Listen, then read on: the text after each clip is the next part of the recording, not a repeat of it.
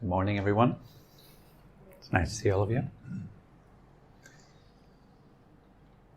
Hope you had a good time letting go a little bit, relaxing, softening into the moment.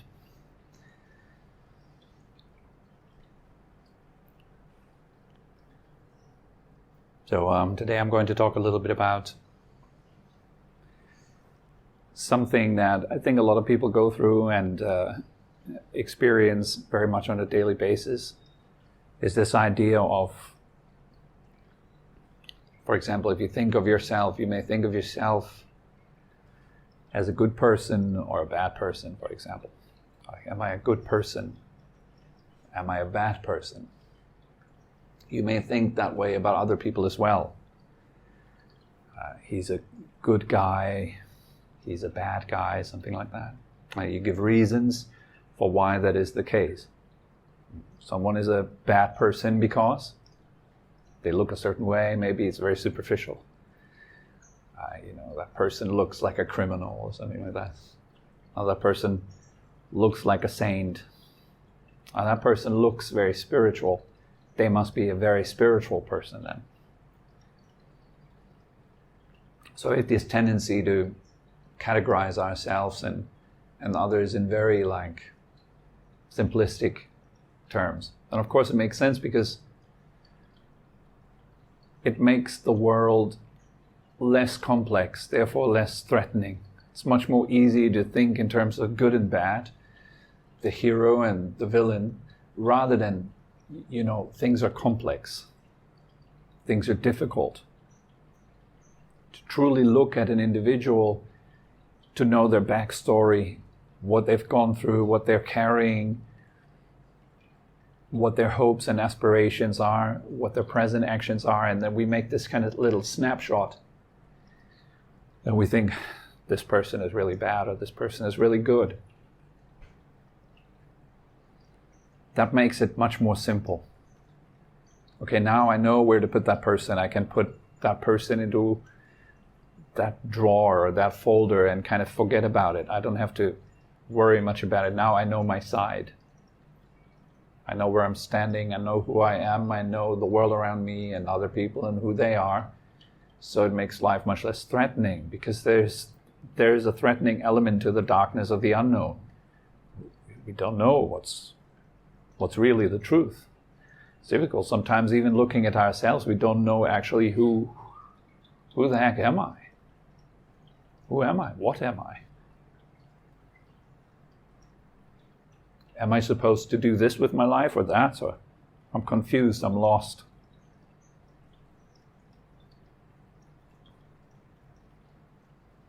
And to kind of deal with this uncertainty and this darkness, this unknown quality, we pretend that we know it.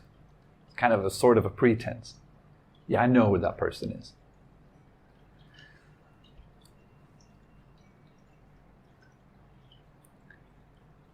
So I do agree with keeping things simple. If you go too much into the complexity, it often spreads the mind out too much and too thin, and you get very little true understanding.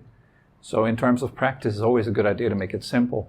And in terms of understanding ourselves and others, particularly in terms of good and bad, we can make that a little bit more simple. I don't think, for example, that there's a good person or a bad person. What I think rather is that there are good actions and bad actions. It's still simple, but it kind of leaves room for further questioning and for a better understanding of what it actually is that makes good or makes bad. I also do believe that there is such a thing as good and bad. It's common nowadays that people have a very nihilistic outlook on life. They think, nothing matters. Who cares? There is no good and bad. There is no God. There is no, it's all just science and molecules and, why the hell am I on Earth anyways? Very nihilistic kind of generation. It got more and more nihilistic, more and more lost, because there's so much information every day that we have to process and deal with. And it gets faster and faster. If you ever notice how fast you're scrolling on your phones, it gets faster and faster. And the videos become shorter and shorter. Now it's this YouTube Shorts and Instagram Shorts. You just watch and it's just a couple of seconds of just keeping your attention, scrolling to the next, keeping it, scrolling to the next, just like that. So that is overwhelming to the brain. You know, like our technology has sped up so fast, but the brain is still like unable to handle all of that. So what's the result? Is like shortening attention spans, weakening of the mind, and more confusion, ADHD on the rise, and all that kind of stuff. Like every teen nowadays is like diagnosed with ADHD. It's pretty crazy, actually. And a lot of them are on medications, and a lot of them are self-medicating because they can't concentrate and think, a little pill does the trick. The problem is that everything around you is working against you. It's working against your mind.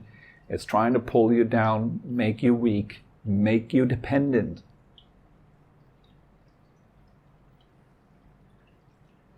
And so it's a kind of an uphill battle. You're trying to do your spiritual practice, but at the same time you want to kind of stay comfortable. It doesn't work. They're mutually excluding. You can't be comfortable and at the same time do spiritual practice or grow your character, become more patient and so forth, more calm, more concentrated. And possibly you have to go against the grain of your habits. So to come back to this original idea that there is such a thing as good and bad, we can see very clearly by the thing that matters to us most. What matters to us most is happiness. You could also refer to it as the end of suffering and stress. It's the same thing for me. Whether you call it happiness or the end of stress. Same.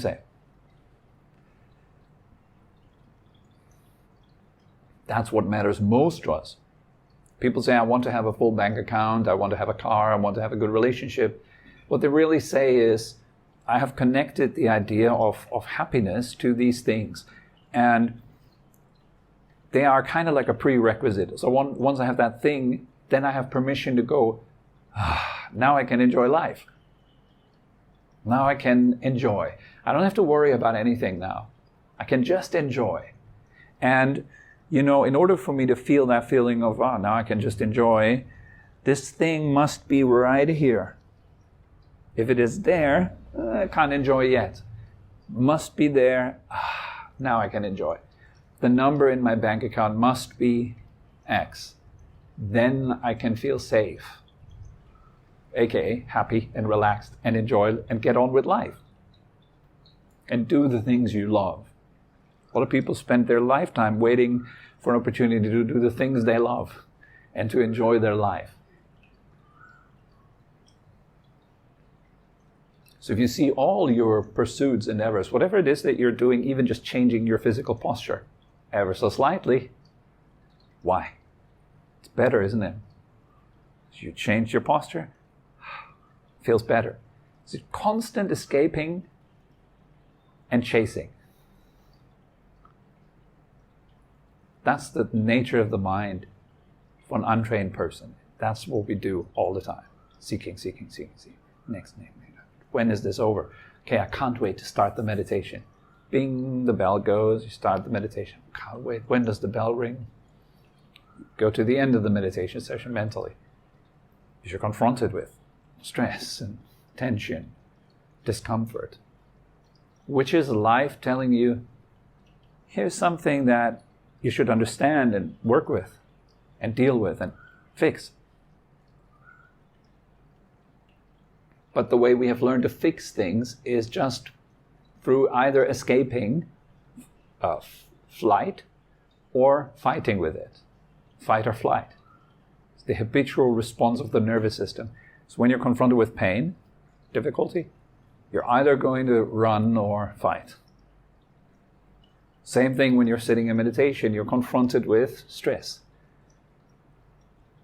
And you're either going to run away, or you're going to butt in and fight. Okay, I can do this, like trying to get rid of my thoughts, trying to push out all these emotions, trying to still the mind, like really fighting, grinding your teeth, pushing in. Both is incorrect. Why are they incorrect? AKA bad or unskillful? Because they make you tense. You can feel your body and your mind closing in, becoming tense, tight, stressed. The more tense you become, the more you have an experience of stress, of being trapped, having no escape. It's depressing, squeezing onto you. Happiness is the opposite experience. It's when you expand, when you become spacious, when your mind opens up, opening the heart. When everything, your whole nervous system, your body go, all the stress falls away. It's kind of like falling through you, evaporating, melting. That is the experience of happiness and pleasure every single time. And we seek that in life. We seek that. We take drugs. It makes us a bit more spacious, a bit more calm, a bit more relaxed. Sex, conversations, entertainment, you name it. The way what we seek to entertain ourselves is always because it gives us a bit space. Like even picking up your phone, in that moment while you're picking up the phone, you don't have to deal with your own thoughts and your own stresses. You're distracted away from it. That's a bit of space. But it's not very constructive because you're filling in simultaneously, you're filling in new stuff. But it's still pleasant because for a couple of moments you don't have to deal with yourself. Sleep, same. You don't have to deal with yourself for a little while. That's why we enjoy it so much. When people go on retreats, for example, and they have no distractions, you're in an empty room, you have a meditation cushion there and a bed. So what am I going to do, Like the minutes are passing by really slowly and it's hot and there's just nothing to do. I mean, I could meditate, but that feels awful right now. I don't want to do it, so I go sleep. And if there's a book, I'll read it. And it doesn't have to be a book. It can be what's written on this bottle. Just a little escape, dealing with what's written on here. Thinking about it. That's 10 minutes off, time out. I don't have to deal with myself. The more you are stripped of your distractions and your usual ways of entertaining, the more loud your stress, your suffering becomes. The more you notice, wow, I'm so uncomfortable with myself. It's pretty incredible. And of course, I have all my distractions around me every day, day in and day out. I don't notice how uncomfortable I am. Doesn't mean you're comfortable. Like somebody's truly comfortable if you take away all their toys and they're comfortable. And then you add the toys and they're comfortable the same way. Like you're comfortable with a phone and without it.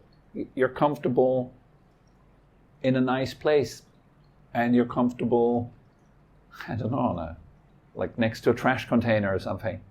You're comfortable no matter where, no matter who you're with. You're comfortable, period. And that needs training. You can't just be comfortable for no reason like that.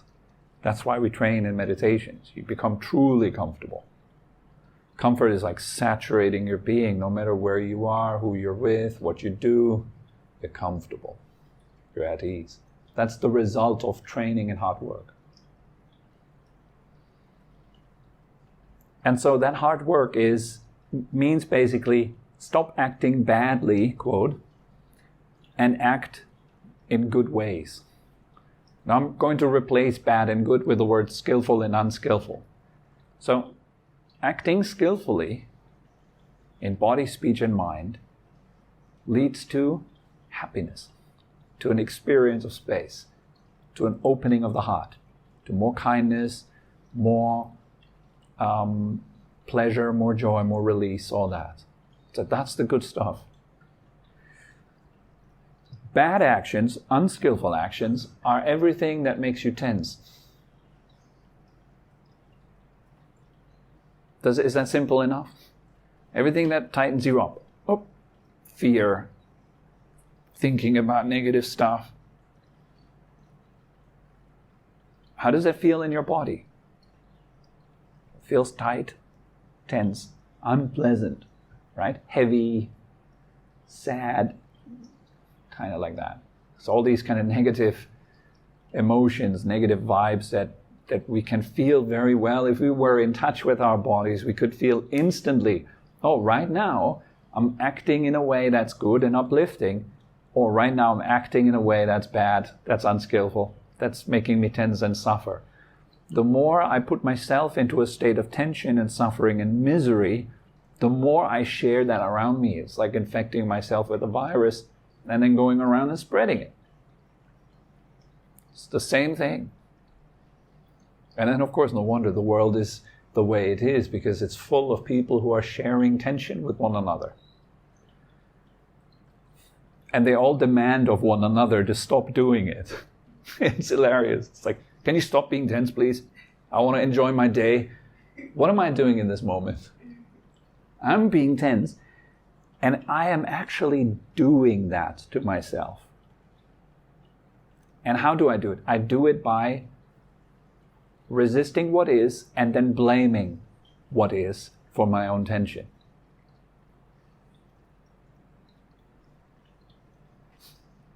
That's an unskillful action. And how is it going to make me feel? Tense, tight, unhappy. And then I carry my tension, my tightness, my unhappiness around, and then I share it with you, for example, and then you feel tense, tight, and happy. After having met me, you feel like, that was an unpleasant experience. I'm not going to return to this class. Something like that.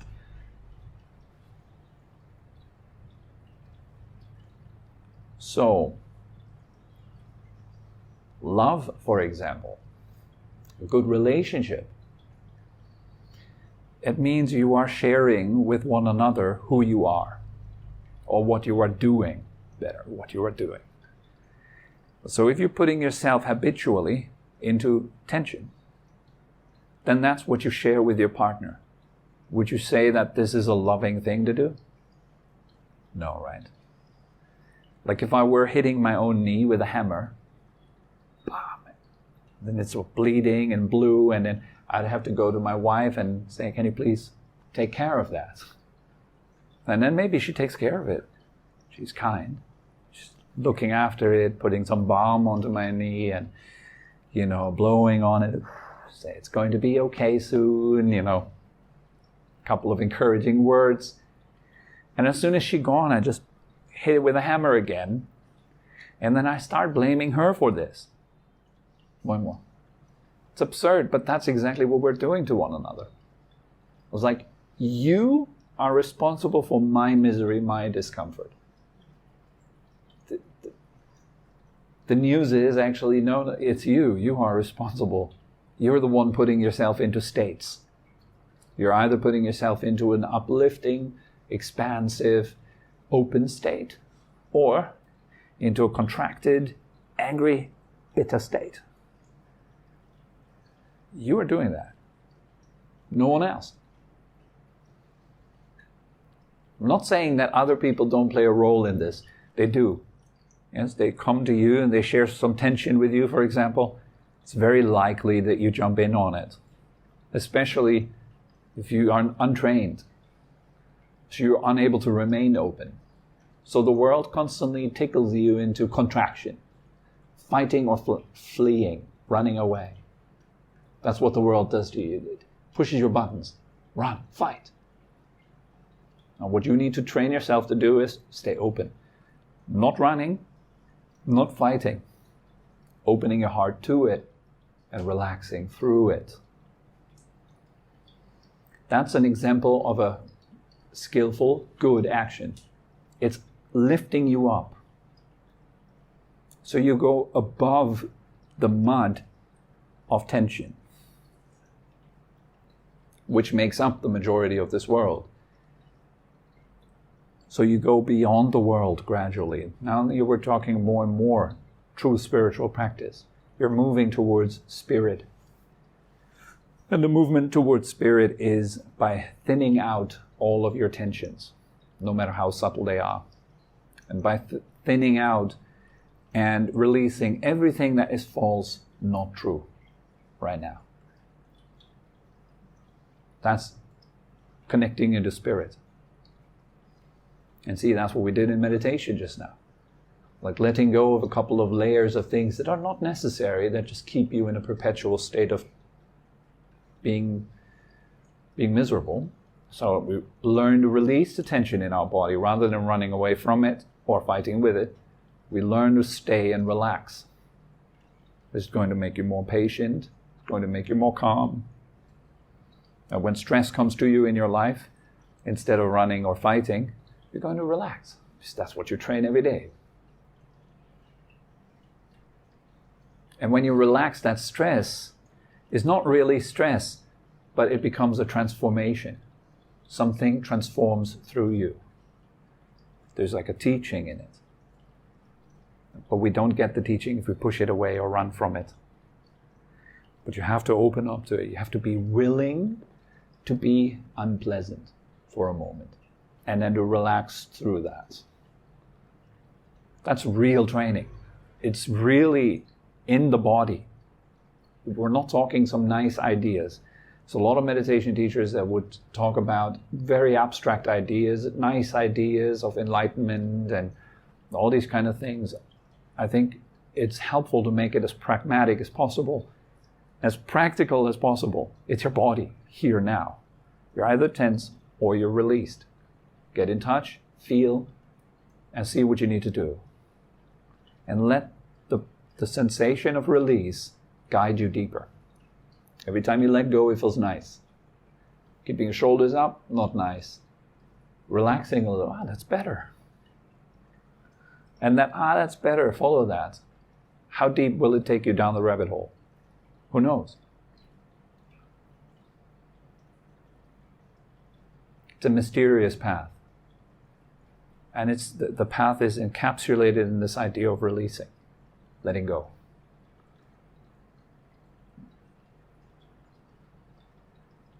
So again, good action, skillful action, is uplifting through release, through letting go, opening your heart, relaxing.